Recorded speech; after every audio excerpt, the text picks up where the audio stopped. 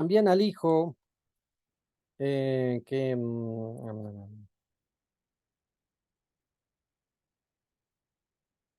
de la sierva, para una nación lo haré, porque es tu simiente. Madrugó Abraham en la mañana, tomó pan y un odre de agua, se lo dio a Agar, colocándolo sobre su hombro y al niño y se la envió. Se fue y se desvió por el desierto de Beersheba. Se terminó el agua del odre y colocó al niño debajo de unos arbustos. Se fue y se sentó enfrente a una distancia como de un tiro de arco, porque dijo, no veré la muerte del niño.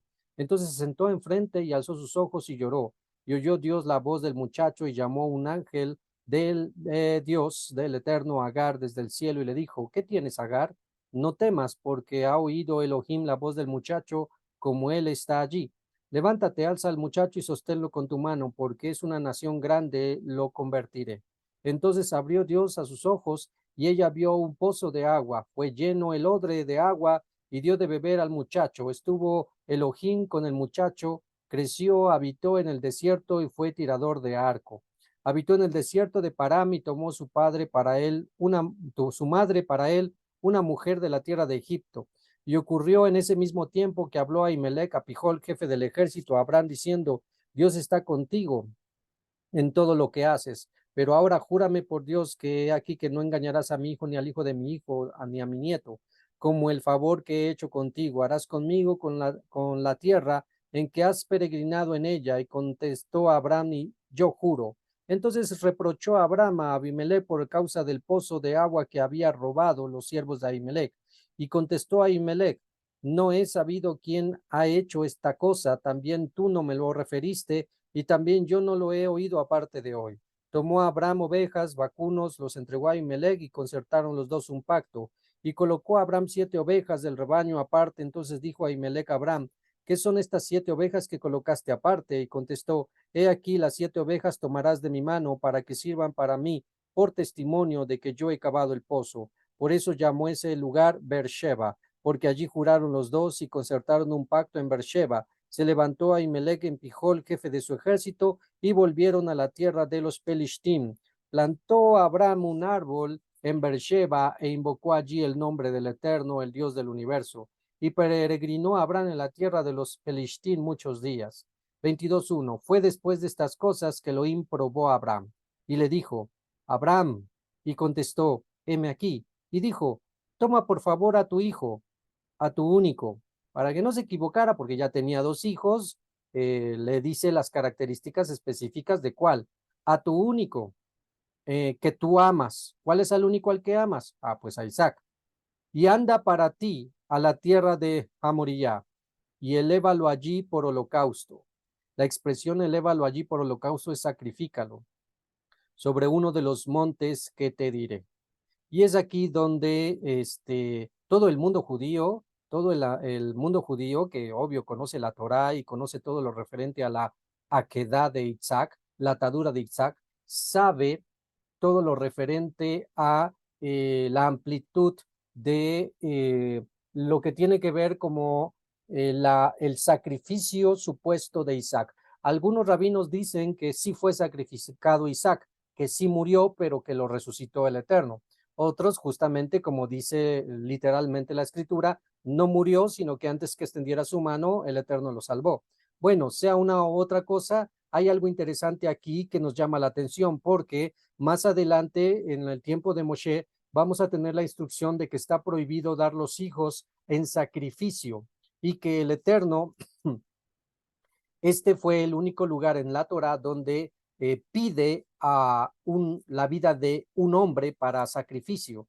De ahí se entiende que el Eterno no ordenaba sacrificios humanos, pero aquí vienen las objeciones de muchos detractores de la Torah, donde dicen, ¿cómo es posible que el Dios de Israel se comporte de la misma manera que los cananeos, los dioses cananeos, que exigen sangre humana? Bueno, aquí la importancia es que en sí no hubo el sacrificio, no hubo tal sacrificio. Fue una prueba que casi se consuma, pero no hubo un sacrificio. Pero sí hay algo interesante, que en este caso el Eterno le está pidiendo que le entregue al Eterno lo que más ama. Justamente los calificativos que vienen cuando es pedido esto es lo que nos llama la atención. toma a tu hijo, tu único, al que amas. Entonces, de aquí aprendemos que en el caso de Abraham, lo que más amaba en ese momento no era la riqueza, aunque tenía bastante, no eran tener muchos esclavos, aunque tenía bastantes, no eran las ovejas, las vacas, las pieles, el oro, la plata, el bronce que pudiera tener, que era bastante. No era ni siquiera Sara, su esposa, lo que amaba más en esta tierra. ¿Qué es lo que más amaba en la tierra? A su hijo Isaac. Muchos de nosotros en este peregrinaje, en este tiempo, pues tenemos nuestros diferentes Isaac. Cada uno de nosotros tiene su diferente Isaac, algo que ama más en la tierra.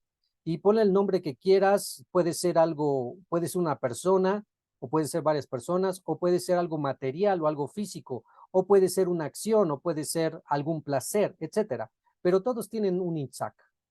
Y es aquí donde, para poder cumplir plenamente y vivir en carne el mandamiento de amarás al Señor tu Dios sobre todas las cosas, el Eterno pide a Abraham, pues dame lo que más amas en esta tierra. Si me lo das, entonces entenderé que por encima de eso que más amas sobre esa tierra, me amas a mí.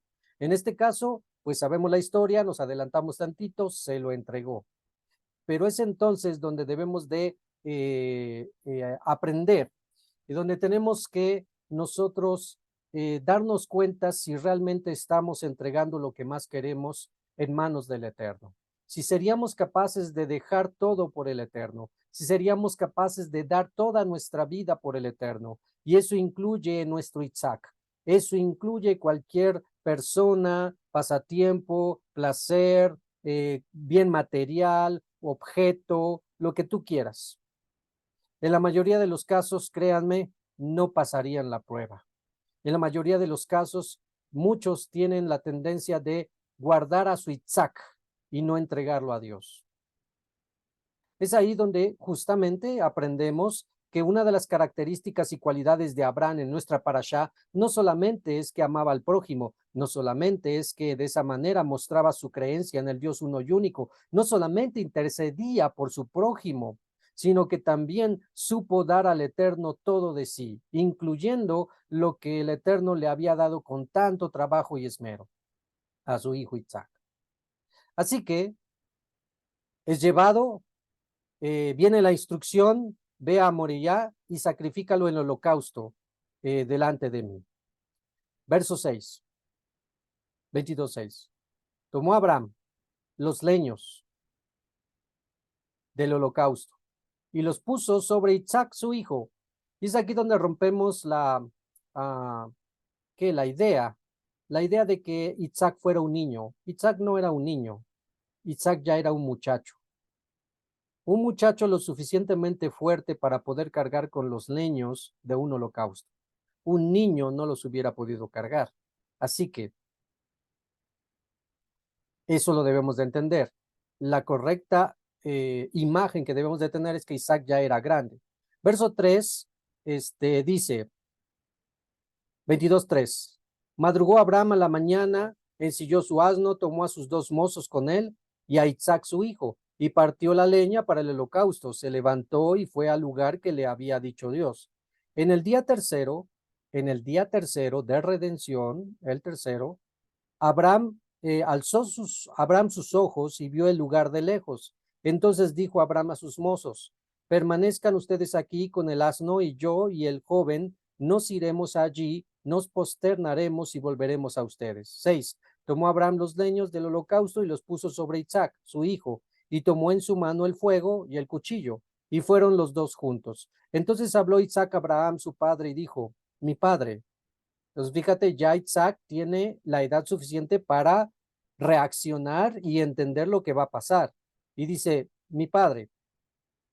Y este contestó, heme aquí, hijo mío. Y dijo Isaac, he aquí que está el fuego y el leño, pero ¿dónde está el cordero para ofrendar el holocausto?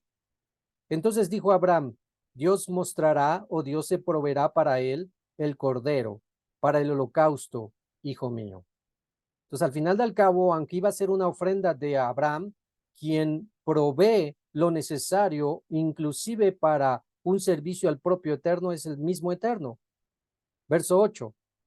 Verso 9. Llegaron al lugar que les había dicho Elohim, construyó allí Abraham un altar y dispuso los leños. Entonces ató a Isaac su hijo y lo colocó sobre el altar, encima de los leños. 10. Extendió Abraham su mano y tomó el cuchillo para degollar a su hijo. Entonces llamó a él un ángel del Eterno desde el cielo y dijo: Abraham, Abraham. Y este contestó: heme aquí. Y dijo: no extiendas tu mano hacia el muchacho ni le hagas nada, porque ahora ya sé que temeroso de Dios eres tú. ¿Acaso no el Eterno ya lo sabía? ¿Acaso no el Eterno ya sabía que Abraham sí era temeroso de él? Esto más bien era más que para mostrarle al Eterno, era para demostrarle al propio Abraham el nivel que había alcanzado. Porque ya sé que temeroso eres tú, ya que no privaste a tu hijo, a tu único de mí. Todo me lo entregaste, todo en tu vida, todo lo que te he dado, todo lo que más quieres me lo entregaste a mí. Ahí está la esencia de un verdadero hijo de Abraham. Alguien que se diga verdaderamente Israel debe de saber entregar absolutamente todo en servicio y abodá a Hashem. Por eso es que siempre les digo, hermanos, cuando alguien tiene temor de la muerte, cuando alguien tiene temor de morir, no ha alcanzado este nivel de Abraham. No ha alcanzado el entender que aún mi propia vida no me pertenece. Y si el Eterno le place en su voluntad quitarme la vida de una manera o de otra, bendito sea su nombre. La gente que reniega cuando pierde un familiar, y de seguro has visto mucha gente así, cuando se le muere su esposa, su hijo, su padre, etcétera, y reniega, y ahí en el sepelio, en el cementerio, comienza a maldecir y a decir: ¿por qué Dios? ¿Por qué a mí? Comienza a cuestionar. Está absolutamente por los suelos en la tierra en cuestión espiritual. No ha entendido que la vida está en manos del Eterno y Él le place tomar lo que Él quiera, porque Él es el creador y el dador de vida. Y por lo tanto, nosotros lo que nos corresponde es entender que eso que tenemos en nuestra vida no es nuestro, y eso nos ayuda a poder ser agradecidos. Hace rato, en la mañana, salí al patio de atrás de esta casa, que es su casa,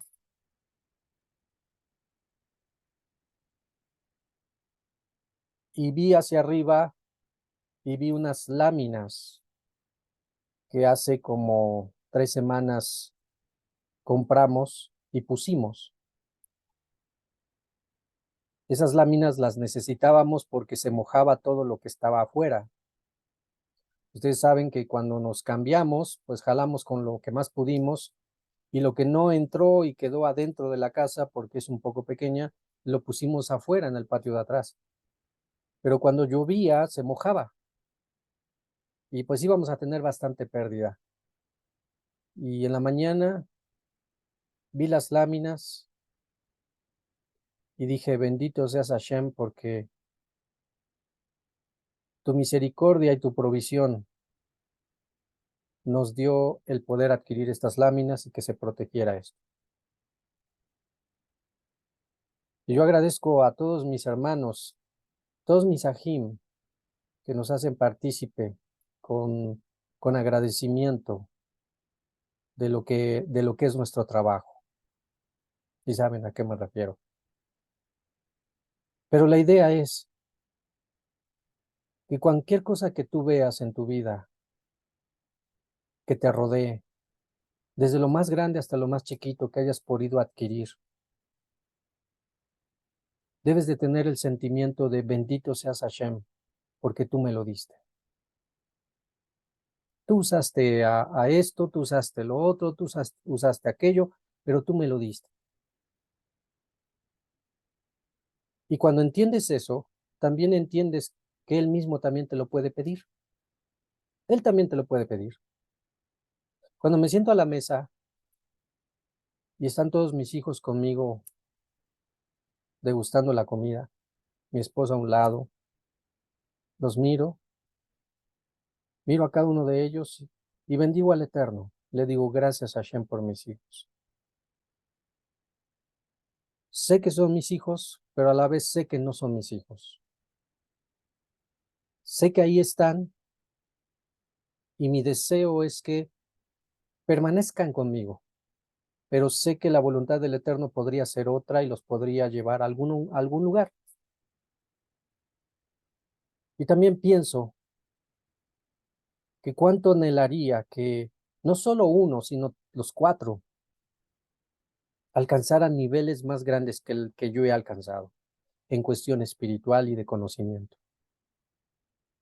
Pero como les vengo diciendo desde hace mucho tiempo, la salvación es personal. Y mi deseo entonces es pedir al Eterno que les revele, que Él se revele a ellos, para que ellos tengan esa relación personal y lo conozcan y lo amen y lo busquen por voluntad propia. Lo que a mí me corresponde es al verlos bendecir al Eterno, al Dios de los cielos, al Creador de todo, porque me lo dio. Pero vuelvo a repetir, estoy consciente que el que da también puede pedir. Y cuando hemos alcanzado un buen nivel espiritual, sabemos sin renegar ni ponernos difíciles o duros, sabemos que sí, Él lo puede pedir y se lo debemos de dar, porque es suyo. Pon en tu mente entonces, no solo los hijos, pon entonces a tu pareja, pon tu esposo, tu esposa, tu tiempo, tu salud, los bienes que tienes a tu disposición, todo. Si el Eterno me lo pidiera, ¿seríamos capaces de dárselos? ¿Seríamos lo suficientemente maduros en el Eterno como Abraham lo fue para entregarle lo que más amamos? No me respondas, piénsalo, medítalo y sé honesto. No seas como Pedro. Sí, Señor, mi vida doy por ti. Si vamos a la muerte, vámonos a la muerte. Y ya viste que todavía tiempo después seguía dándole lado a los hombres, temiéndole más a los hombres que al Eterno. Entonces piénsalo. Nuestra idea es que lleguemos a ese nivel como el que Abraham tenía, de alcanzar el punto en donde me pidas lo que me pidas, Hashem, yo te lo doy. Y esa es la historia y esa es parte de la enseñanza que tenemos con Abraham. Ya hemos visto en nuestra parashá, amaba al prójimo, era hospedador, intercedía por su prójimo, le importaban las personas y sobre todo creyó al Eterno y le entregó lo que más quería en ese momento histórico. Eso le valió para ser llamado el padre de la fe. Es ahí donde nos ponemos a reflexionar que muchos de nosotros tal vez estamos todavía muy chaparritos en cuanto a lo espiritual junto a él. Él era hombre, él tenía todas las necesidades y los defectos de cualquier hombre. Eso nos dice que sí podemos alcanzar a llegar como él, a ser como él. Solo depende de nuestra decisión y de nuestra tenacidad y del compromiso que tengamos para con el Eterno. Así que no pierdas de vista eso. Hombres y mujeres tenemos la posibilidad de alcanzar esos niveles. Qué tan rápido los alcances, qué tan lento los alcances, depende de ti. Verso 13. Entonces alzó Abraham sus ojos y vio, y aquí un carnero estaba atrás, asido en un ramaje por sus cuernos. Y fue Abraham, tomó el carnero y lo ofrendó por holocausto en lugar de su hijo. Ahí viene la idea del sustituto. Ahí viene toda la enseñanza de la sustitución, donde alguien merecía morir o alguien había sido ordenado morir, pero ahora viene un sustituto agradable, la aquedad. 14. Entonces llamó Abraham el nombre del lugar aquel, el Eterno se mostrará o el Eterno proveerá. Pues se dirá como hoy, en este monte el Eterno se mostrará o se proveerá. Y llamó un ángel del Eterno a Abraham por segunda vez desde el cielo y le dijo, y aquí viene la recompensa de alcanzar ese nivel. Por mí he jurado, dice el Eterno, ¿Y por qué dice por mí he jurado? Porque en la mayoría o en todos los juramentos siempre se jura por alguien mayor, siempre se jura por alguien mayor, pero en este momento al no tener nadie mayor, el Eterno no tener a nadie mayor sobre él para jurar, jura por sí mismo. Por mí he jurado, dice el Eterno, que por cuanto has hecho esta cosa y no has privado a tu hijo, a tu único, ciertamente te he de bendecir y he de aumentar tu descendencia como las estrellas del cielo y como la arena que está en la orilla del mar. Ahí me detengo para para abrir un poquito los ojos. Cuando decimos que los hijos de Abraham serán como las estrellas de los cielos y la arena del mar, la mayoría de las veces pensamos solo en el pueblo judío. Ah, no, sí, los judíos, las 12 tribus, son inmensamente muchos. No, no solamente es eso. Recuerda que Ismael también es su hijo y también fue profetizado que sería una gran nación. Tan solo ve las naciones árabes, ¿cuántas son? Junta a los dos, Ismael a Isaac, hijos de Abraham. Ahí se cumple la promesa. Realmente, si nos ponemos a ver la población, todo el mundo está plagado o lleno de ismaelitas y de hijos de Isaac. Y hay muchísimo hijo de Isaac entre el cristianismo. Así que se cumple o no se cumple la palabra, se cumplió. Verlo con esta perspectiva. La arena del cielo y la orilla del mar, y heredará tu descendencia el portón de tus enemigos. 18. Y se bendecirán con tu descendencia todas las naciones de la tierra por causa que has oído mi voz. Regresó Abraham a sus mozos, levantaron y fueron juntos a Beersheba, y habitó Abraham en Beersheba. Sucedió después de estas cosas que fue contado a Abraham diciendo, he aquí, ha dado a luz también Milca, hijos para Nahor tu hermano. Así que ya tuviste sobrinos, Abraham. A Uz, su primogénito, a Buz, su hermano, a Kemuel, padre de Aram, y a Keset, a Jasó, a Pildash, a Idlaf y a Betuel. Y Betuel engendró a Rivka. Estos 8 dio a luz Milca para Nahor, hermano de Abraham. Y su concubina, cuyo nombre era Reuma, dio a luz también a Tebach, a Hagam, a Tahash y a Mahá. Y ahí termina la porción de nuestra parashá. Bien, ahora lo que queremos ver es la sección para poder entrar en contexto y que quede plasmado bien en nuestra mente de qué se trata esta parashá. ¿Ok? Así que vamos a ver lo siguiente. Bien.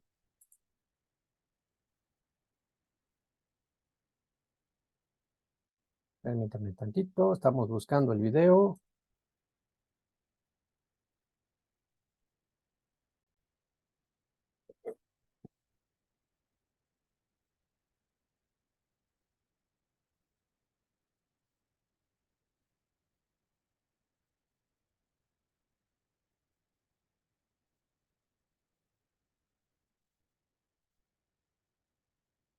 Nos quedamos la vez pasada en cuando nacía Ismael. ¡Se llamará Ismael!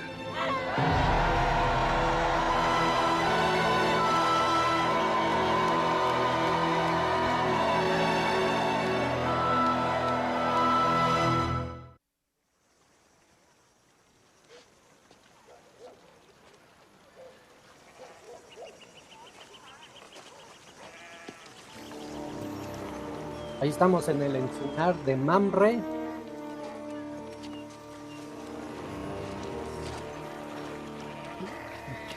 Y llegan los 3 varones.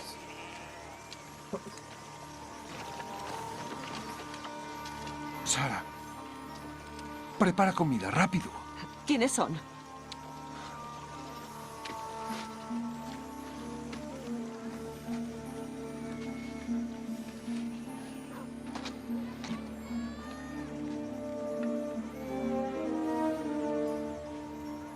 ¿Dónde está tu esposa? Ahí, en la tienda. Ella tendrá un hijo. ¿Un hijo? ¿Sí?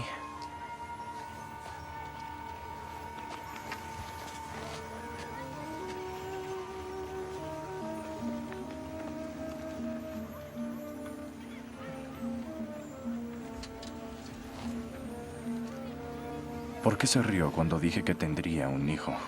Yo no reí. ¿Hay algún milagro tan grande que el Señor no pueda realizar?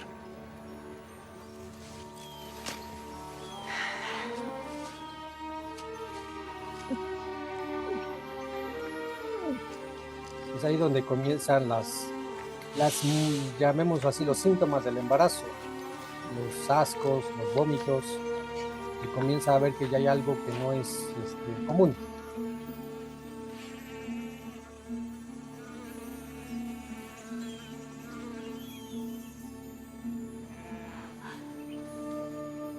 Ahí.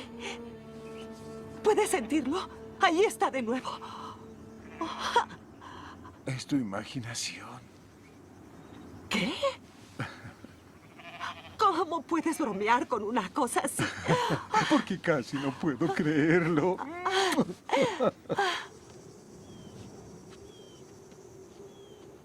¡Ah! ¡Ah! ¡Ah! Puje, mi señora. Puje. Puje. Puje. Puje.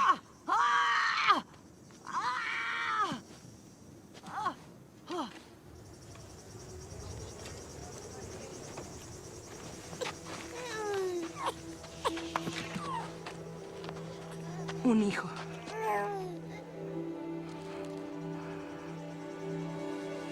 ¡Tengo un hijo! ¡Un hijo! ¡Se llamará Isaac!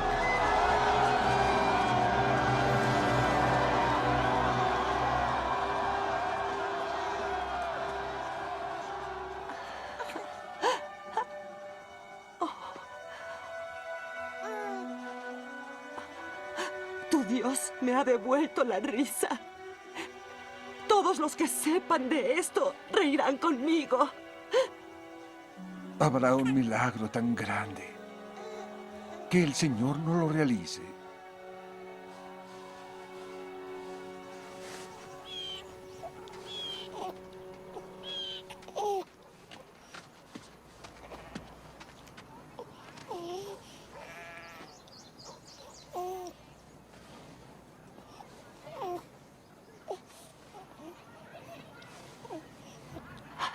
¡Ismael!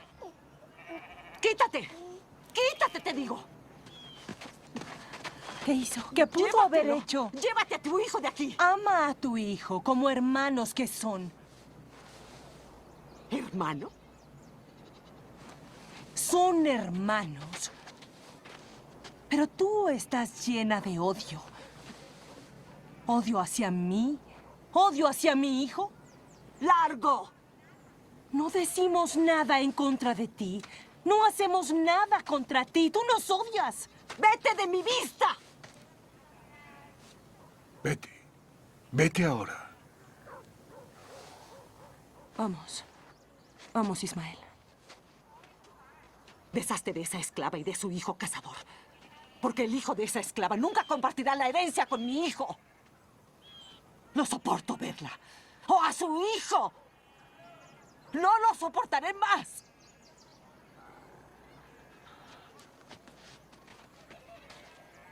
¿Qué dices? ¿A dónde debo ir? Agar, la mano del Señor ha estado en esto desde el principio. ¿Pero a dónde iré? ¿Cómo vamos a vivir? Tú tendrás todo lo necesario. Él es tu hijo. Todo es obra del Señor. Debes creerlo. Pones a Isaac antes que a Ismael. Eso es lo que creo.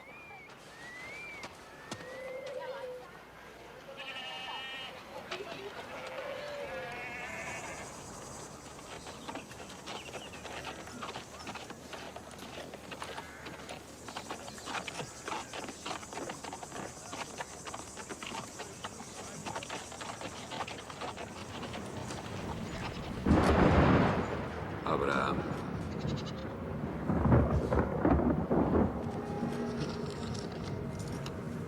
Abraham, ¡Aquí estoy! toma a tu hijo Isaac, a quien amas, y ve a un lugar que te mostraré. Y ofrécelo ahí como ofrenda ardiente. ¡A mi hijo! Sí, tu hijo. ¿Por qué me pides esto? ¿Por qué? ¿Por qué?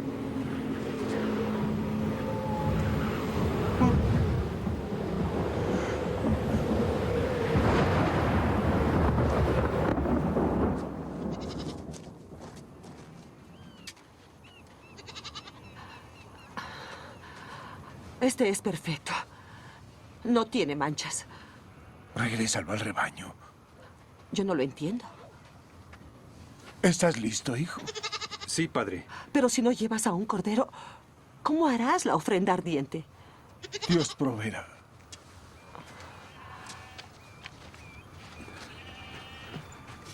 Adiós, madre. Dios vaya contigo, hijo.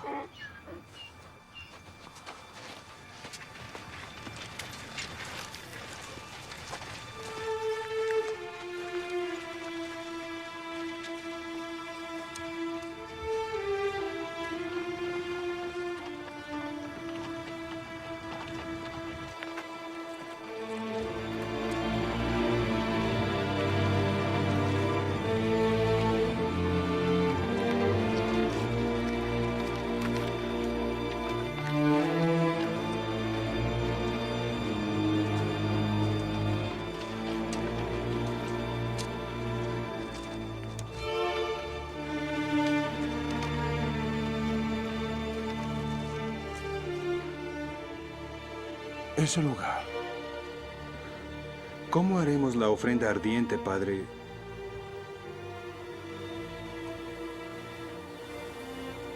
Sin un cordero.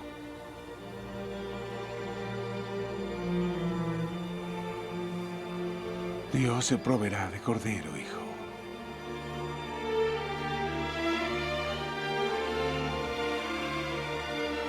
Tú adelántate, te sigo.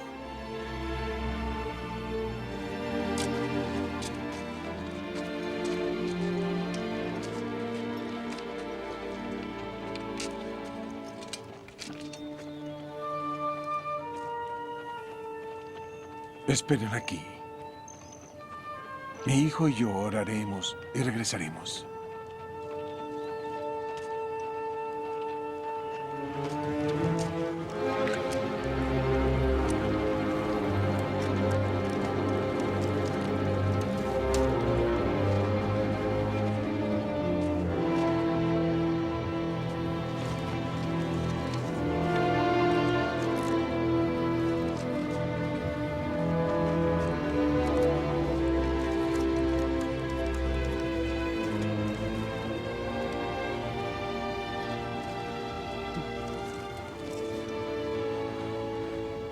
Ya está hecho.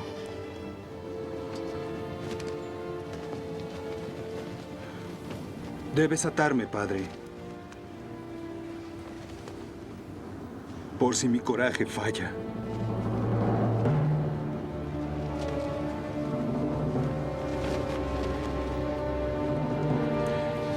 Padre, hazlo.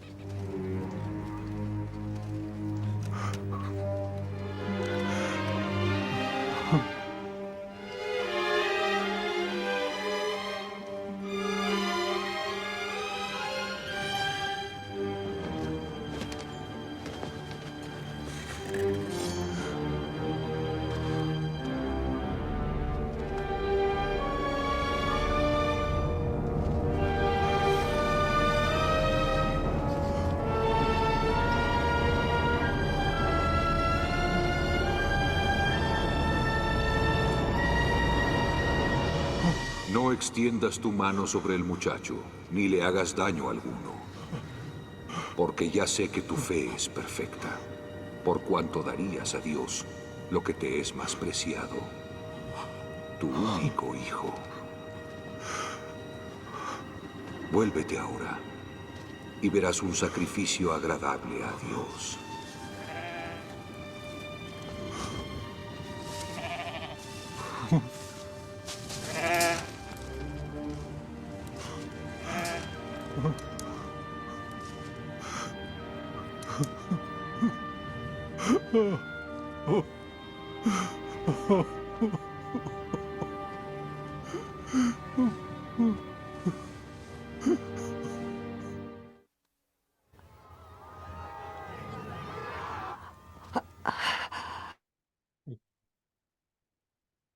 Esa parte ya es de la siguiente parashá, de cuando viene la muerte de Sara.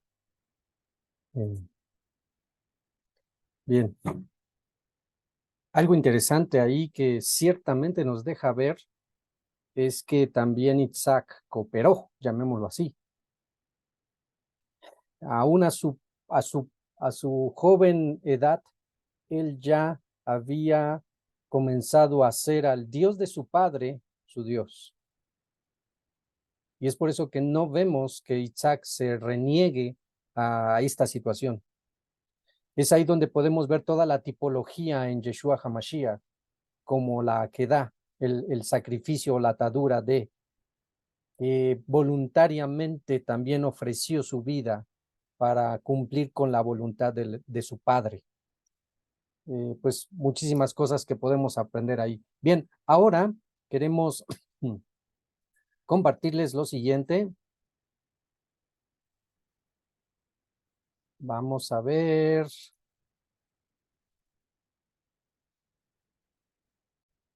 Vamos a ver algunos datos interesantes, importantes de nuestra parashá Vayera. Recuerda, somos llamados, hermanos, hermanas, somos llamados a alcanzar ese nivel, de saber entregar todo de ti al Eterno.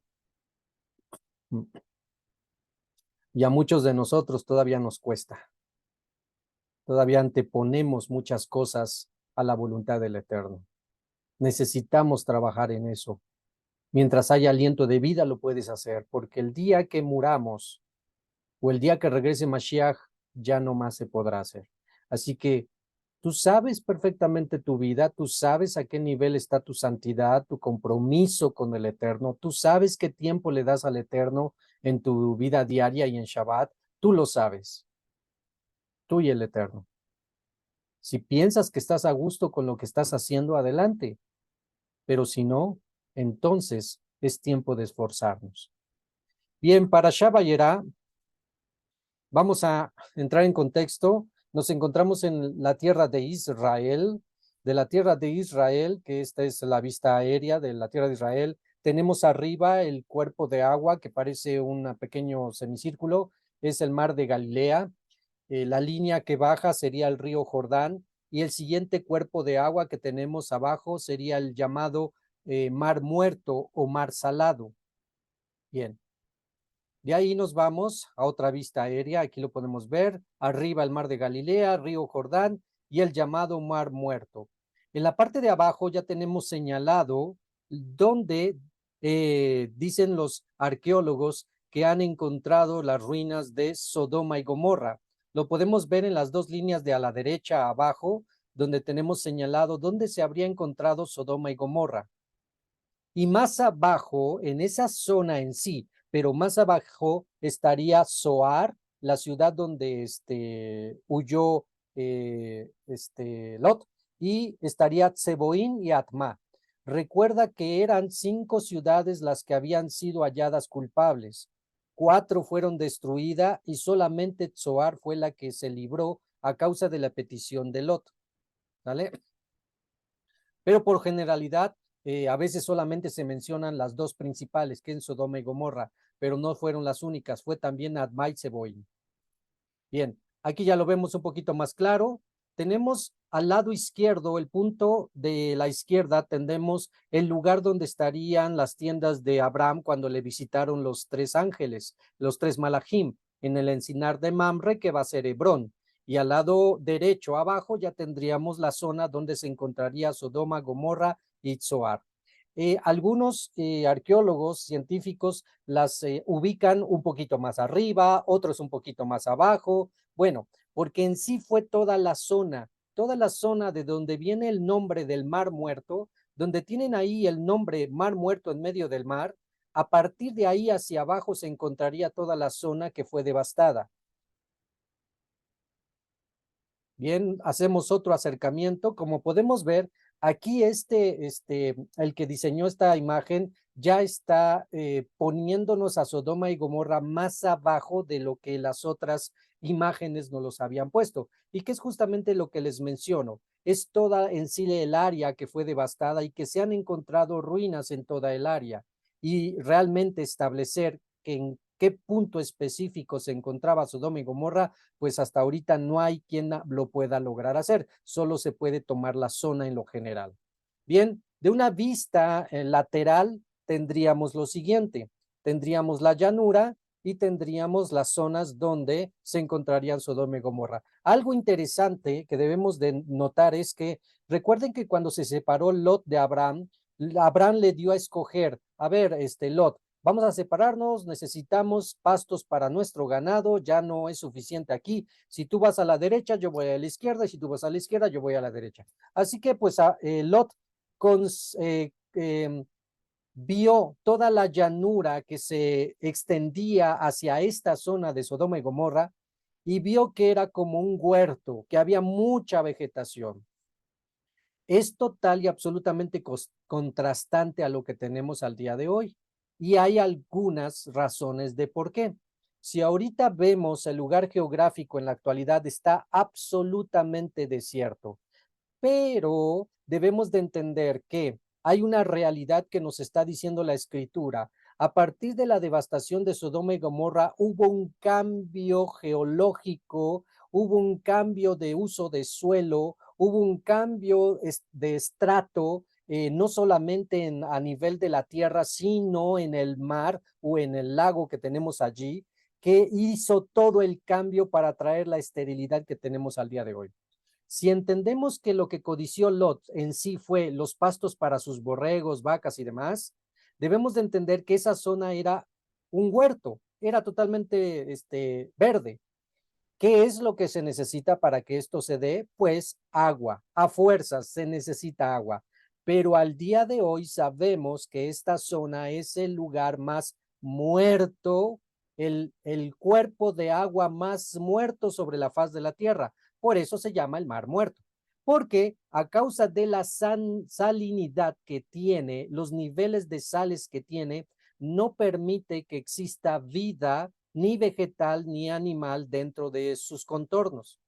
Entonces ahí viene una de las consecuencias del juicio del Eterno, porque todas las ciudades que florecen requieren un recurso natural primordial. Sin este recurso primordial no puede existir el florecimiento de ningún pueblo o nación. Y esto es la presencia de agua para beber, tanto humana como de animales. Así que aquí debemos de entender que antes de lo ocurrido con Sodoma y Gomorra, esto era un Edén.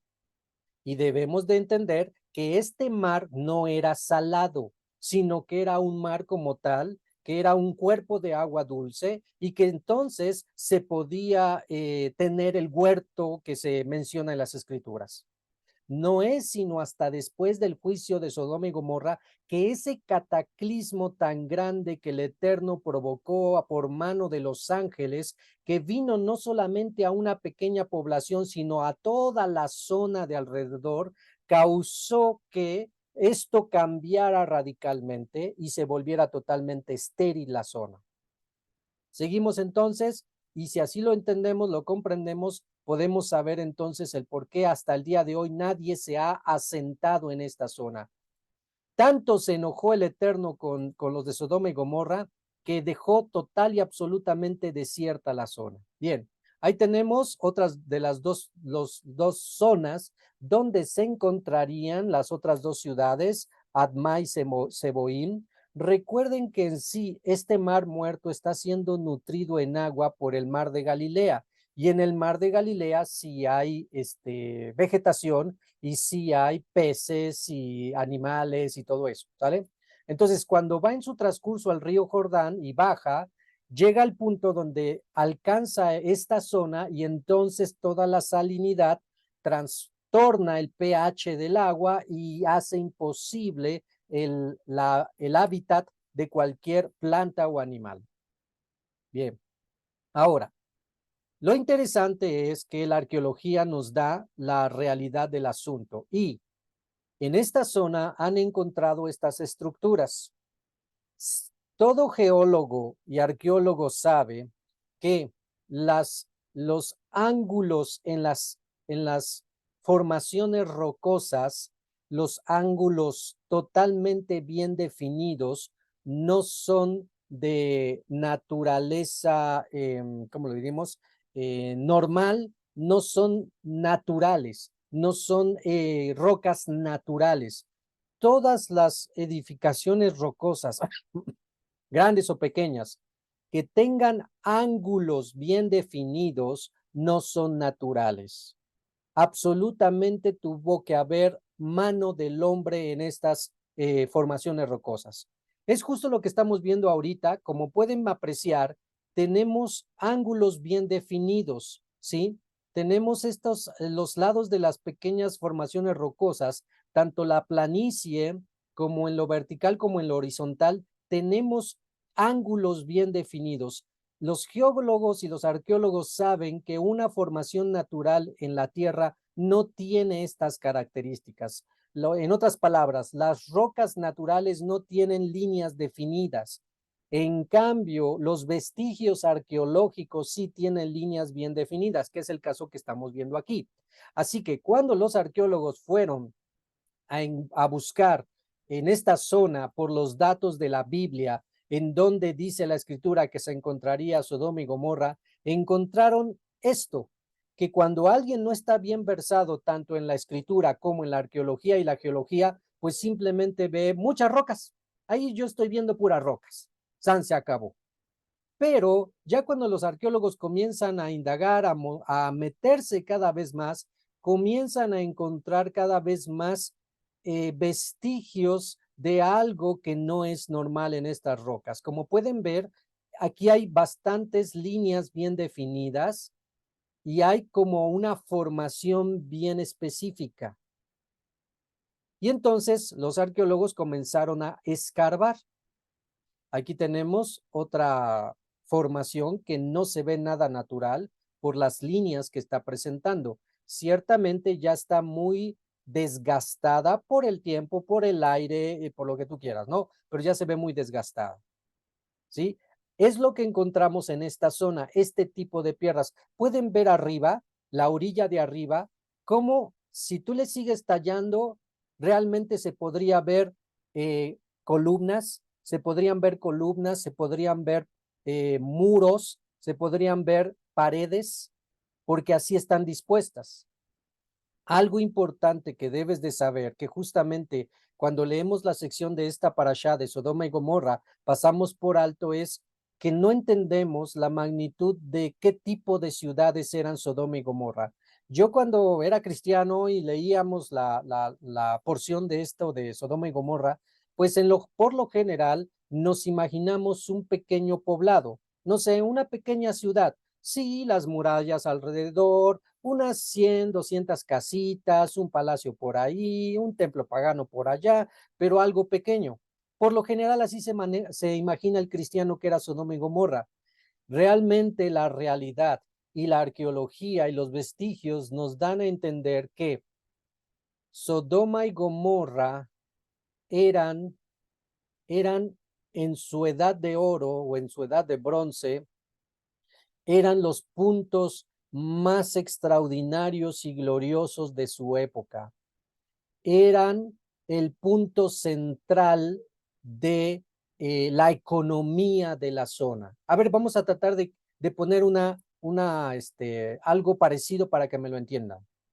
¿Cuál es el lugar, pon en tu mente, piensa, cuál es el lugar donde hay más, llamémoslo así, prosperidad, abundancia, riqueza, de todo tipo? Alimento, arquitectura, edificios, carros y todo eso. ¿En qué zonas encuentras ese tipo de características en tu ciudad? O sí, en tu ciudad. Bueno, en el caso de Puebla, este tipo de cosas las encontramos en las zonas ricas, ¿sí? Las encontraríamos en Angelópolis, las encontraríamos en La Paz, las encontraríamos en todas estas zonas donde se dan los más grandes lujos en edificaciones, grandes residencias y sobre todo mucha fluidez de economía, ¿sí? Porque hay gente que tiene mucha economía y lo puede todo y se compra y edifica sus casas y muy grandes, muy extraordinarias, grandes lujos, porcelana, cerámica, etcétera. A ver si lo entendemos. Estamos diciendo que Sodoma y Gomorra eran eso. Sodoma y Gomorra eran el Dubái de su época. Sodoma y Gomorra eran el New York de su época. ¿Sí me estás entendiendo? Tenían todo. Y ahí viene el asunto. Porque una ciudad, cuando tiene todo, tanto tiene todo, que ¿qué es lo que termina haciendo? Depravándose. ¿Cierto o no? Si pudiéramos ver el otro lado de Dubái, si pudiéramos ver el otro lado de Nueva York, o sea, el lado oculto, droga, prostitución, homosexualismo, lesbianismo, asesinatos, satanismo, brujería, etcétera, todo se da en esos grandes lugares porque se dan todas las condiciones para que puedan hacerse. A ver si entendemos. Sodoma y Gomorra no eran pequeños pobladitos austeros, eran magníficas edificaciones, eran palacios enormes, eran grandes construcciones en su momento histórico, eran la gloria de la zona.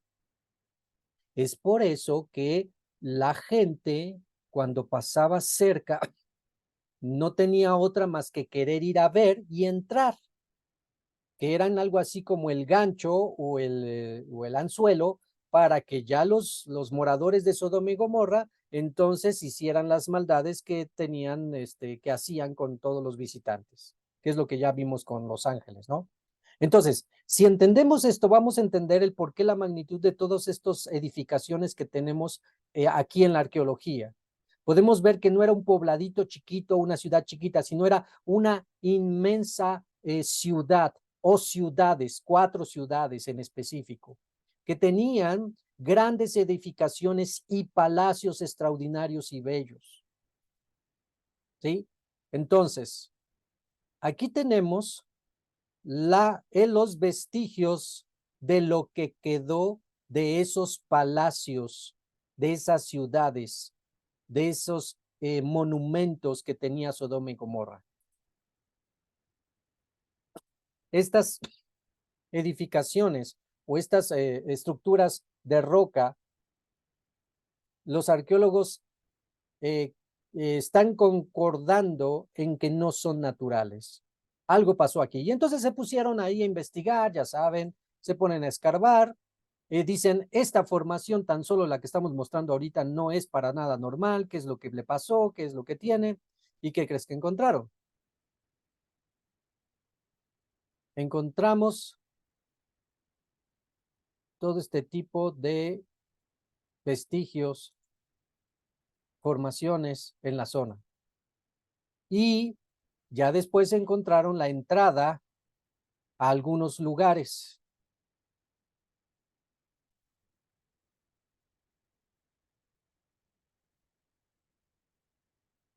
Y una característica que tenían, que era, mira, aquí está, está muy clarísima. Aquí podemos ver el arco de una entrada de algo, ¿sí? El arco de la entrada de algo y alrededor unas columnas, etcétera.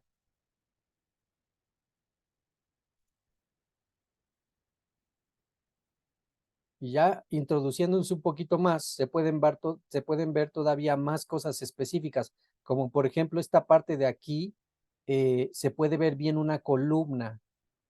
Muy probablemente tenía figura, como las que les ponían a las columnas, pero pues ya está devastada entre el tiempo, entre el aire, entre el agua, la lluvia, y entre lo que les cayó encima, pues quedó algo así. Y bueno, los arqueólogos, ya sabes, a meterse, y vamos a investigar qué hay allá adentro. Y entonces en toda esa zona, como ya dijimos, no es solamente un punto, sino son varios puntos en todo a lo largo del Mar Muerto, ¿sí? Han encontrado estos vestigios de ciudades enterradas, pero totalmente deshechas. Esas son parte de lo que han encontrado en lo más profundo.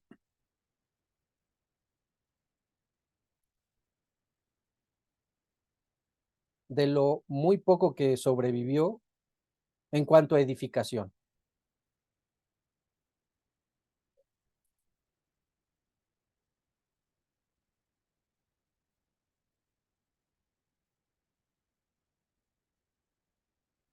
Y aquí viene algo interesante que encontraron en la zona. En el lado derecho, las piedritas esas amarillitas son azufre natural, ¿sí? Azufre natural. Cualquier lugar donde se pueda extraer azufre, ya sea cerca de un volcán, ya sea en los llamados geysers, ya sea fabricado, porque también se puede fabricar el azufre por medios químicos, el nivel de pureza de el azufre no alcanza más que el 60% en cualquier parte del mundo. A ver, lo vuelvo a repetir. Si van a un lugar donde está saliendo azufre, que por lo general es cerca de los volcanes, o en alguna falla geológica, cerca de los volcanes, en algún geyser, o que se busque fabricar de manera química, ese azufre encontrado en la naturaleza solo alcanza el 60% de pureza. Aquí viene lo extraordinario y lo grande. Lo que tenemos arriba, la piedra que está arriba, es azufre encontrado en estas zonas de Sodoma y Gomorra. Y el azufre, al analizarlo, le encontraron un 90% de pureza. Los químicos, geólogos, dicen claramente, no hay nada sobre la faz de la Tierra que nos pueda dar este tipo de azufre al 90% de pureza. Esto, y concluyen ellos, esto necesariamente nos demuestra que esto no procede de esta Tierra, sino que puede confirmar la narrativa de la Escritura que este azufre cayó del cielo. Fue un juicio divino, ¿sí? Así que la ciencia y ahora la química nos ayudan a confirmar que este azufre, estas bolitas de azufre que han estado encontrando en esa región, no proceden naturalmente de la Tierra, de algún lugar de arriba, del cielo, salieron, ¿sí? Y entonces ahí tenemos todo el análisis de estos. Ahora, esa bolita que tiene en la mano, la bolita, imagínate que obvio viene encendida, ya sea porque se enciende por la estratosfera, se encienden, el azufre flamable, pero no pienses que era de ese tamaño, sino eran más grandes. Ya con el transcurso de que vienen bajando, se van desgastando, hasta alcanzar, cuando se apagan, alcanzan este tamaño. Entonces, imagínate si un granizo de ese tamaño, lo que puede causar, no sé, en una persona que va caminando, ahora imagínate más grande y encendido. De ahí podemos entender que este juicio se va a repetir. Este juicio se va a repetir. Está profetizado en Apocalipsis, que cuando uno de los juicios grandes y terribles sea desatado sobre los, y aquí ya no va a ser local, no va a ser solo en esta zona, sino va a ser mundial en todo el globo terráqueo. Dice que va a haber fuego y azufre descendiendo del cielo sobre todos los moradores de la tierra. Entonces imagínate cómo va a estar la cosa. Es ahí donde todos los grandes estudiosos de la escritura sabemos que el primer juicio fue por agua, pero el segundo juicio y el último va a ser por fuego. Y si entendemos lo que sucedió aquí en Sodoma y Gomorra, nos podemos dar una idea de lo que viene. Entonces, esto es lo que han encontrado en esa zona. Fíjense cómo no son solamente bolitas, sino ahí se encuentran incrustadas varias partes de azufre, que son la parte central de cada roca, es el azufre que cayó. Entonces, fíjense que hay de diferentes tamaños. Y ese mismo azufre consumió la carne hasta los huesos. Eso que tenemos ahí es un hueso humano que quedó petrificado junto con el azufre. Entonces no había absolutamente manera de salvarse de este juicio. Por eso es que los ángeles absolutamente apresuraron a Lot, ya vete, ya corre, ve a las montañas, no vuelvas atrás. Porque el juicio que venía era tremendo y nadie se salvó. Y aquí tenemos, bueno, las evidencias del azufre contenido y algunas partes de edificaciones en cuanto a habitáculos quedaron todavía, como es este caso. Pero fíjate cómo quedó. Es algo así como entender que todo, absolutamente todo se encendió. Aunque se metían abajo de las casas o se metían a sus palacios, aún así, todo el fuego que se encendió no permitió que nadie se librara. Por eso es que aún hasta adentro de las edificaciones se devastaron las paredes.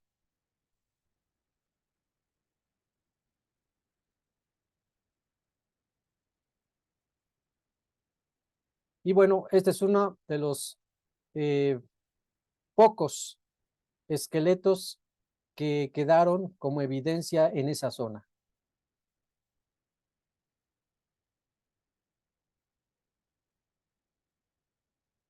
Bien, y ahora vamos a ver un video.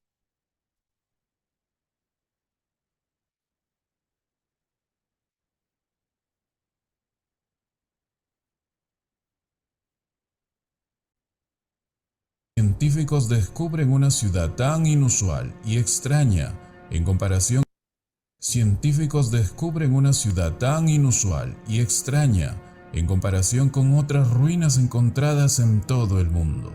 Los arqueólogos afirman haber encontrado evidencia de un evento apocalíptico: techos derretidos, cerámica desintegrada, patrones inusuales en las formaciones rocosas que pueden asociarse con un calor intenso. Algo tan sorprendente que solo existe un registro de una ciudad que terminó de esa manera. Se trata de la ciudad de Sodoma y Gomorra, ciudades mencionadas en la Biblia. Los restos fueron encontrados en la zona de Tal el-Amán por el arqueólogo Stephen Collins, donde afirmó que la ciudad encontrada de esa forma de incineración coincidía con el lugar y el momento del relato bíblico de Sodoma y Gomorra.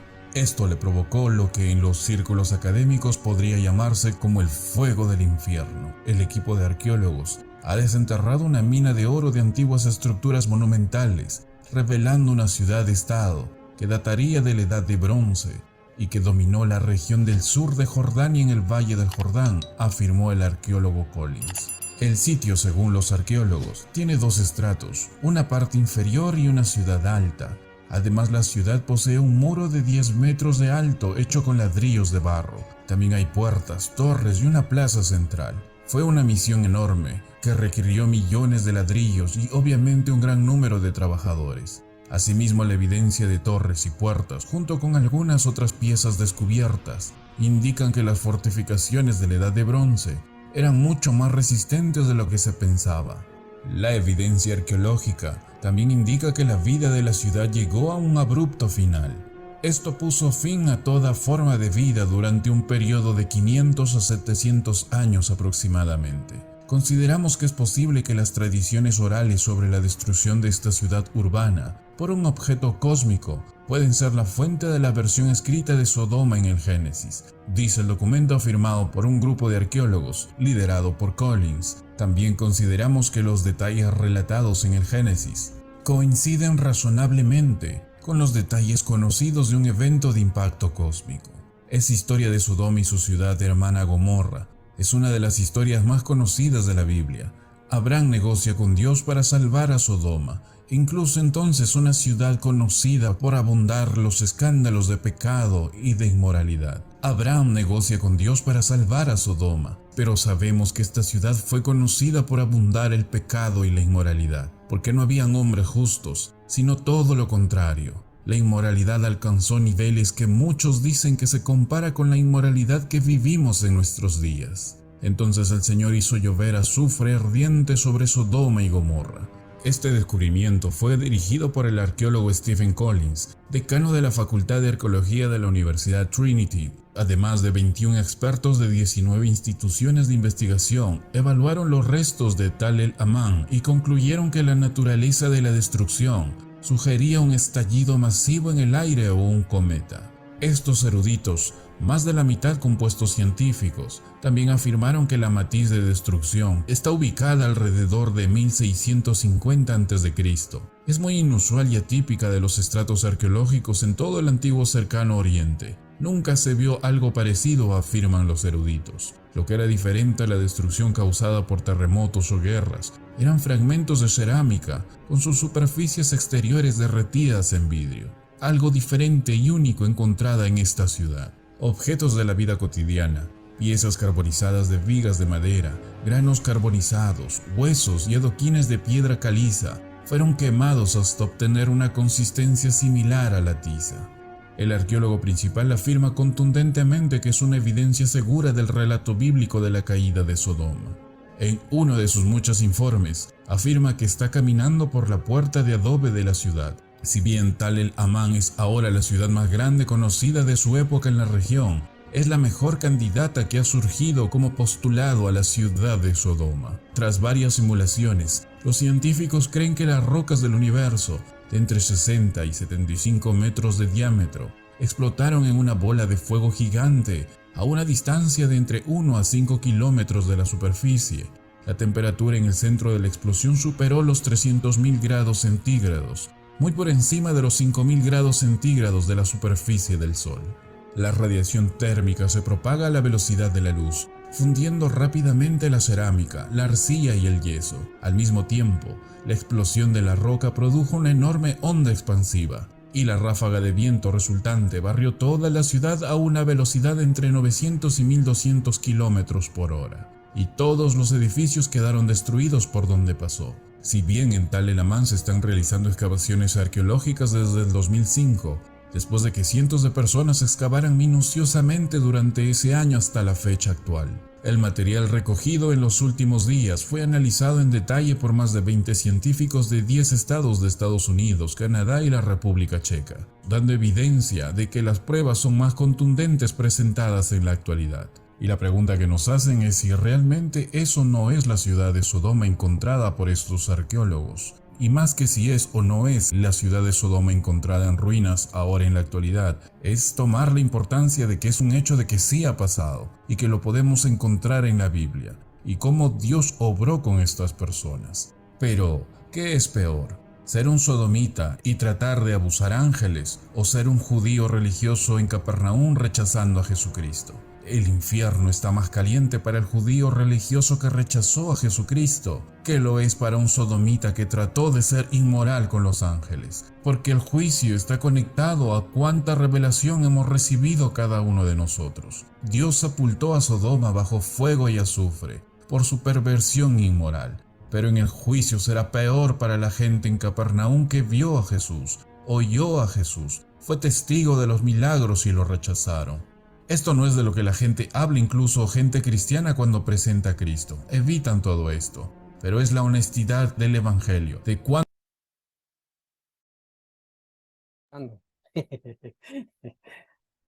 Ahí hay una realidad que dijo que hasta el mismo nuestro maestro de justicia lo dijo, que en el día del juicio sería más tolerable el juicio, no que salieran exentos, sino que sería más tolerable el juicio para los de Sodoma y Gomorra que para los de esa generación que habían rechazado al Hijo del Hombre. Justamente por lo que menciona, porque la revelación es proporcional a la demanda a actuar en base a esa revelación. Así que bien, ahora vamos ahora a hacer rápidamente nuestro tour, porque quiero mostrarles lo siguiente.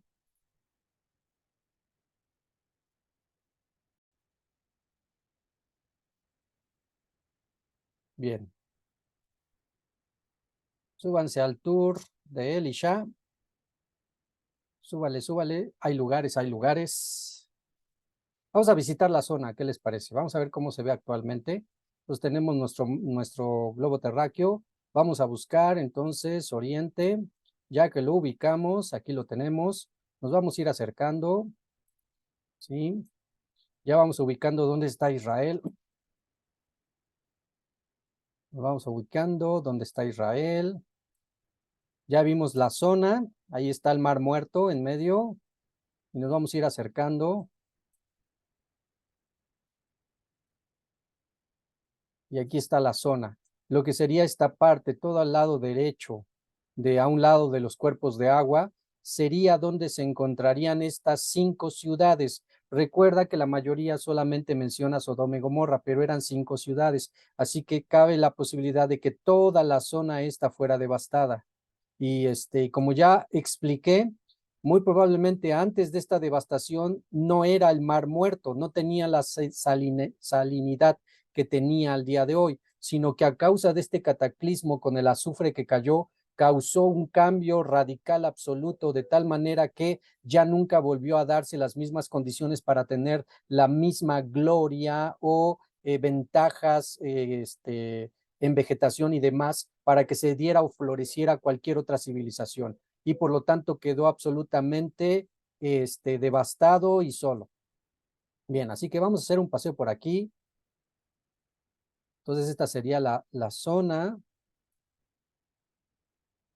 Y miren, vamos supuestamente a donde la zona turística, donde supuestamente dicen que fue donde quedó la estatua de la esposa de Lot, que es aquí, en esta parte que está aquí marcado. ¿Sí? Y aquí tenemos, entonces, esta columna, que este piquito que sale, es lo que dicen algunos que es la estatua de la esposa de Lot. Bueno, no sé si sea cierto o no, pero así lo maneja el turismo allá en Israel, ¿sí? Entonces, ahí vemos alrededor lo que hay.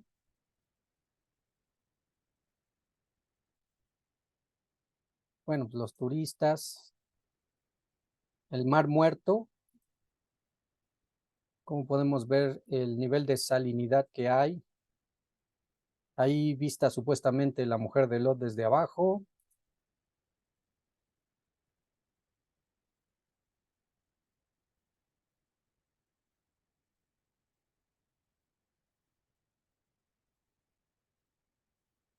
Toda la gloria que pudo haber habido se perdió a causa del pecado de Sodoma y Gomorra.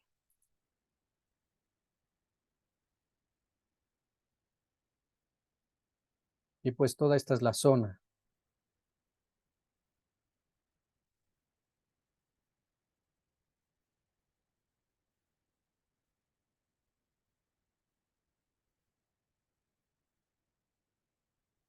Y bien, ahí yo se los traduzco.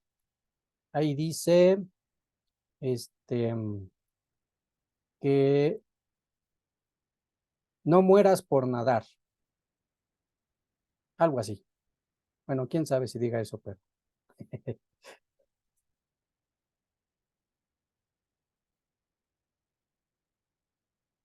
Bien, hasta ahí llegamos ahí en esas imágenes. Y bien, pues ahí estaría entonces, supuestamente, donde quedó la estatua de la esposa de Lot en esa parte. Y pues podemos ver cómo es una zona montañosa. Y toda esta sería la zona donde se encontraría Sodoma y Gomorra. Toda esta zona. Recuerden, aquí está Hebrón, de este lado. Ahí es donde estaría sus tiendas de Abraham en el momento que sucedió esto. ¿Ok? Bien. Bueno, entonces ya conocimos el lugar. ¿Ok? Lo que hace la tecnología, ¿no? Ya podemos visitar el lugar. Bien, vamos a regresar a nuestra realidad. Y pues,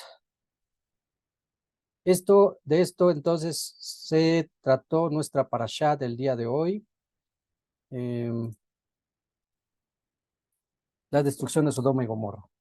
Bien, ahora vamos a pasar a la porción rápidamente, de Meir, Marcos, y vamos a ver algunas cositas, algunas cosas que son muy interesantes, y con eso vamos a concluir. Vamos a la sección de Meir, Marcos, vamos a buscar Marcos. Está un poco larga la parashá en Marcos, así que no nos va a dar tiempo el poder terminar parashá Vayera en Marcos, pero vamos a ver por lo menos del al verso 34, del 4:21 al 34, del 4:21 al 34.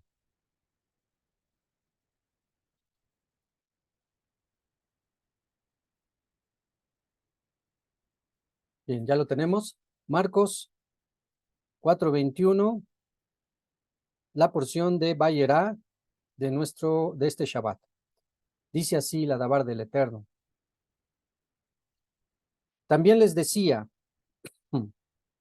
ahora, ese también les decía, lo tienes que entender en cuanto a la yuxtaposición de la idea anterior. Así que nos vamos a tener que regresar un verso antes para poder entender del por qué también les decía. Recuerden que en la parashá pasada, lo último que vimos fue la mashal, la parábola de la semilla, que una cayó en la tierra, otro cayó entre espinos, otro cayó entre piedras, otro cayó en el camino, y todas sus diferentes interpretaciones. Leemos solo el verso 20 y dice 4:20, pero los que fueron sembrados en la tierra, la buena, son aquellos que oyen la palabra y la reciben y dan fruto a 30, 60 y a 100 por uno. Ahora, en esta idea tenemos que seguir leyendo y dice 21, también les decía, ¿qué provecho hay traer una menorá encendida para colocarla debajo del almud o debajo de la cama? ¿No es más bien para colocarla sobre el candelero? Y entonces, esta porción se tiene que interpretar sí o sí en base a lo que se dijo anteriormente.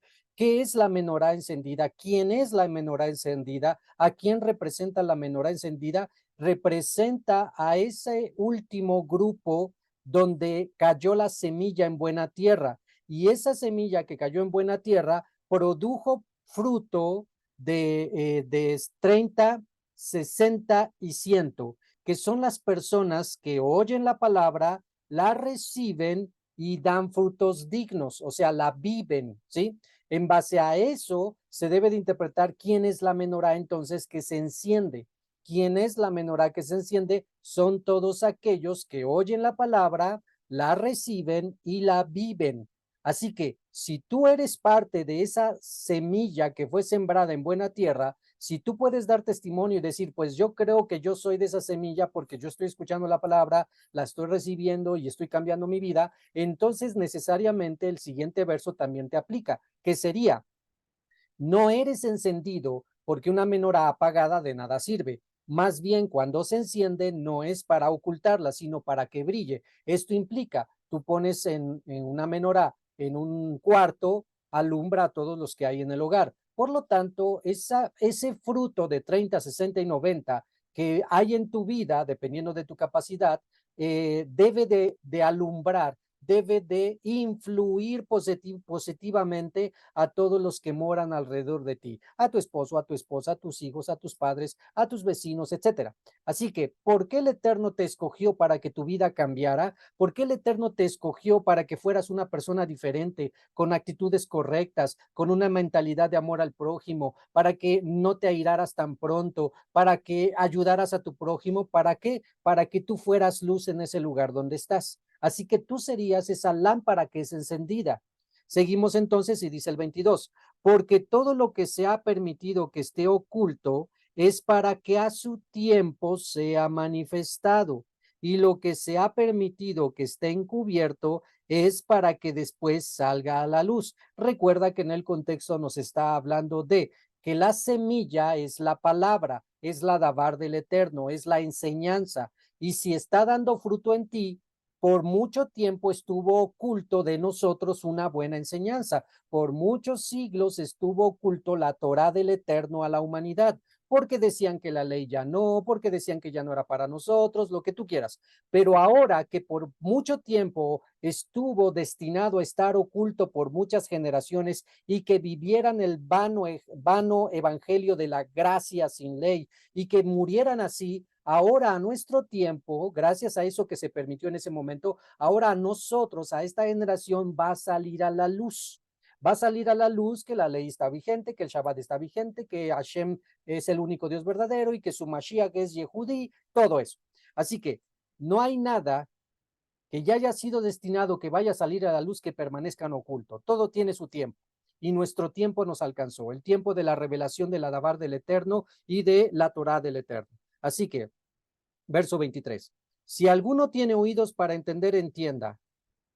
Y le decía también, valorad apropiadamente lo que oís. Valora cada enseñanza que tienes. Valora cada enseñanza que escuchas. Pues con la medida que medís, os será medido, y aún se os añadirá, dice esta versión, la versión textual hebraica del Nuevo Testamento, y aún se os añadirá la responsabilidad de lo que habéis oído. Así que recuerden que hemos enseñado que el reino de los cielos es para los valientes. El reino de los cielos es para los esforzados. El reino de los cielos son para los que en verdad quieren dar un paso adelante y cambiar sus vidas para bien.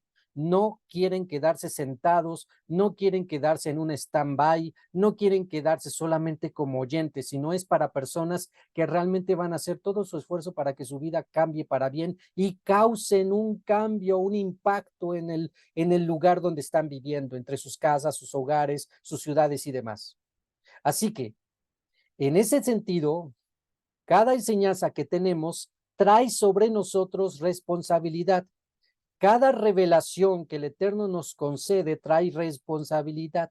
Responsabilidad de saber actuar y vivir en base a esa revelación o enseñanza. Así que cada enseñanza que tenemos va a añadirnos la responsabilidad de lo que estamos aprendiendo. Eso es sumamente importante, interesante, porque justamente lo vinculamos con lo que en el video que ya vimos, que estaba mencionando que aunque al principio pareciese que estaba manejando el narrador un antisemitismo, es una realidad. ¿Por qué? A los de Sodoma y Gomorra no se les reveló al Mesías, pero a los del tiempo de Judea del primer siglo, los escribas y fariseos que rechazaron a Yeshua, sí se les reveló. Y por eso es que su juicio va a ser más severo a comparación de los de Sodoma y Gomorra, lo dice Yeshua. Entonces, ahora imagínate a nosotros, nuestra generación, todo lo que se nos ha revelado en cuanto a todo lo que ha ocurrido en la humanidad. Nosotros estamos mirando el cumplimiento de todas las profecías, bueno, no todas, la mayoría de las profecías que están descritas en los profetas y las podemos ubicar cronológicamente en su lugar. Algo que tiempos antes, 1000 años, 2000 años antes no podían hacer. Tan solo imagínate, en el tiempo de Daniel, cuando le fue revelado la estatua, cuando le fue revelado las 4 bestias que hablan de los 4 grandes imperios que vendrían sobre la tierra, En ese momento él no entendía bien la plenitud de eso. Pero hoy tú y yo con tranquilidad abrimos la historia y podemos decir, sí, imperio babilonio, después imperio medo-persa, después imperio griego y después imperio romano. Y podemos analizar y estudiar cada uno de esos imperios y todo lo que trajeron en cuanto a milicia, en cuanto a sociedad, en cuanto a teología o religión, en cuanto a infraestructura y en cuanto a arquitectura y demás. Algo que no tuvieron en ese momento histórico. Por lo tanto, es mayor la responsabilidad que tú y yo tenemos por tener muchísimas piezas en su lugar que aún en los tiempos de Shaul de Tarso ni siquiera los tenía. Así que valorad bien lo que oís, porque se os añadirá la responsabilidad de lo que habéis oído. Pero una vez más, no por eso digo, bueno, entonces ya no quiero escuchar, porque no sé si te ha pasado que hay mucha gente que aunque no sabe esto como tal, lo que estamos diciendo ahorita, muy dentro de ellos lo entienden. Y entonces cuando les estás hablando del Adabar del Eterno o de lo que viene en el futuro, te dicen, no, ya ni me digas, no quiero saber. Justamente porque están tomando esta actitud de que piensan que si no se enteran no va a tener la responsabilidad. Pero va a venir peor porque tuvieron la posibilidad de escuchar y hacer teshuvá, pero no lo quisieron, voluntariamente se negaron a escuchar. Así que cuán dichosos aquellos que actuaron, escucharon y actuaron en base a esa revelación. Verso 25, porque el que tiene revelación, el que tiene enseñanza, el que tiene los frutos, el que está cambiando su vida porque está aprendiendo, porque está entendiendo, el que tiene, le será dado. Así que Baruch Hashem, si estamos teniendo revelación y estamos aprendiendo, vamos a tener más. Baruch Hashem, la razón es para que llevemos más fruto. Y el que no tiene, y ya imagínate y piensa que quién no tiene este nivel de revelación que estamos teniendo nosotros, el que no tiene, aún lo que tiene le será quitado, aún lo que piensa que tiene le será quitado. Ejemplo, un religioso que piensa que ya tiene la salvación. No, yo aquí en mi religión ya tengo la salvación. Cuando tú sabes perfectamente que en una religión, que en sí el judaísmo no es religión, pero si no teme al Dios de Israel, no cree en el Mesías de Israel y no guarda los mandamientos como una manera de gratitud para agradecer la salvación que tenemos por gracia, entonces, si no hace eso y vive en idolatría y piensa que en su religión está bien, aún lo que piensa que tiene esa salvación, esa supuesta salvación en su religión, le será quitado.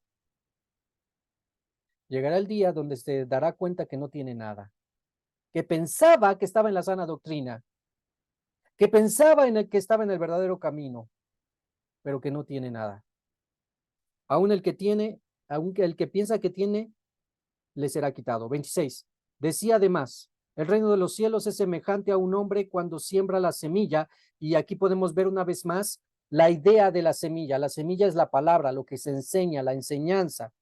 Un hombre cuando siembra la semilla en la tierra y duerme y se levanta noche y día y la semilla germina, crece sin que él sepa cómo, porque de sí misma da fruto a la tierra, da fruto la tierra.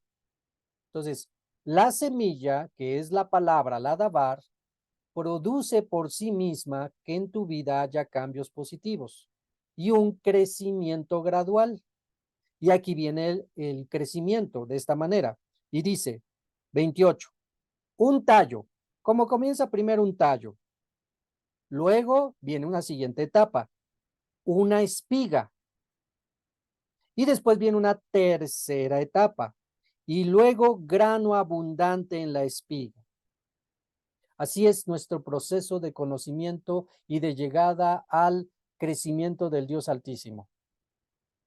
No es que por aquí empezamos a escuchar de las raíces hebreas y ya estamos dando frutos. No, sino que todos pasamos por este proceso. Primero un tallo, primero lo asimilamos, lo entendemos, lo creemos.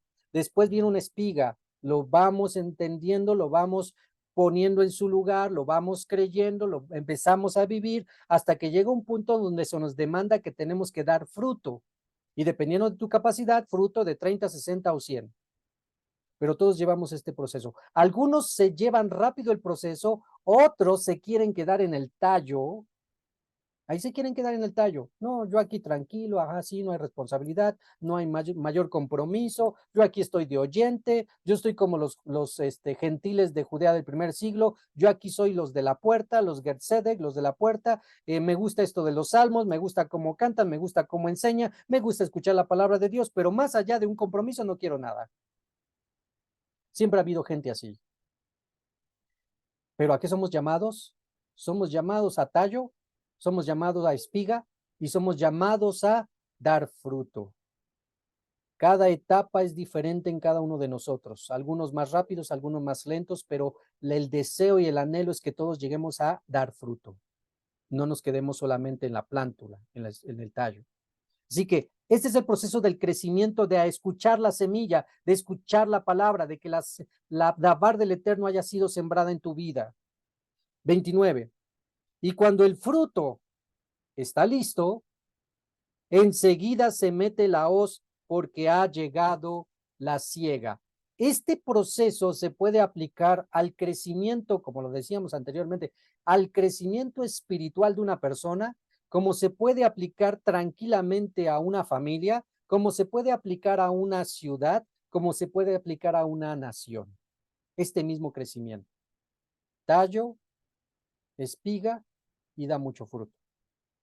En diferentes áreas de la vida, no solamente la espiritual. Verso 30. Y le dijo, ¿a qué semejante el reino de Dios, el Malchut Ha-Elohim? ¿O con qué midrash lo compararemos? Al grano de mostaza, que cuando se siembra, aun cuando es el más pequeño que el resto de las semillas de la tierra, cuando ha sido sembrado, cuando la palabra, la verdadera palabra, la dabar del Eterno es sembrada en la vida de las personas, crece y llega a ser mayor que las otras hortalizas. ¿Cuál es la finalidad de la dabar del Eterno, de la semilla del Eterno? Es traer vida, traer conocimiento, traer salvación, traer el camino correcto hacia el Eterno. Entonces, ¿quiénes serían las otras hortalizas?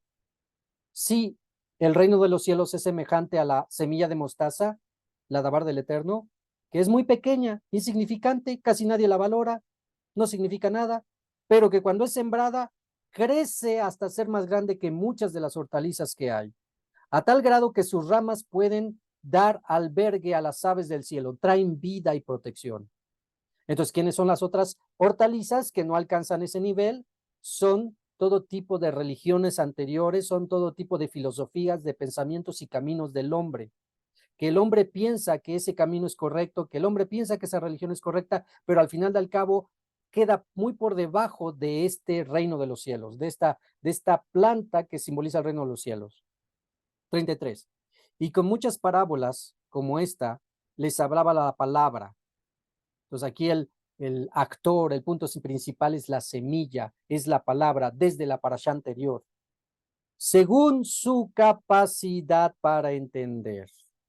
Y aunque a sus discípulos explicaba todo en privado, a las multitudes no les hablaba sino usando parábolas. Es ahí donde tenemos el principio Ahim. Hay cosas que a todos podemos enseñar, a todos. Pero hay cosas que solo son para los talmidim, para los verdaderos talmidim, a los que han tenido el compromiso de ser parte del pueblo de Israel, para los que todavía están vacilando en que si soy, no soy, a ratos me conecto, a ratos no me conecto, días escucho, días no escucho, a veces obedezco, a veces no obedezco. Para ellos no es la magnitud, la plenitud de la revelación de muchas enseñanzas. Es un principio. Ve al maestro de justicia, enseñaba la dabar a las multitudes, parejo, pero cuando había cosas específicas, fuertes, tremendas revelaciones, cosas, se iba aparte con sus discípulos y les decía, a ustedes es dado el conocer los misterios del reino de los cielos, pero a los de allá por parábolas para que no. Así que no es tanto elitismo esto, sino es una realidad de un principio que seguimos. Por eso es que hay ciertas enseñanzas que no las compartimos a todos. solamente a los talmidim, a los verdaderos discípulos. Bien, pues nos faltó todavía un montón de Meir, de la parashá de Meir. En la semana van a estar recibiéndola, la voy a grabar y se las voy a enviar para que la continúen, porque está muy interesante la parashá de Vayera en Meir. Muy, muy, muy interesante todo lo que tenemos aquí. Hay mucha tipología y hay mucha enseñanza con respecto a las tribus de Israel y al Mesías de Israel. Así que en la semana la vamos a grabar y se la vamos a pasar para que no se queden sin y podamos ir a la par y no nos vayamos atrasando en las parashot, ¿ok? Bueno, quien habló con ustedes, Morel Isha de la ciudad de Puebla. Estuvimos en la parashá Vayera y que pasen una excelente semana. Shabuato.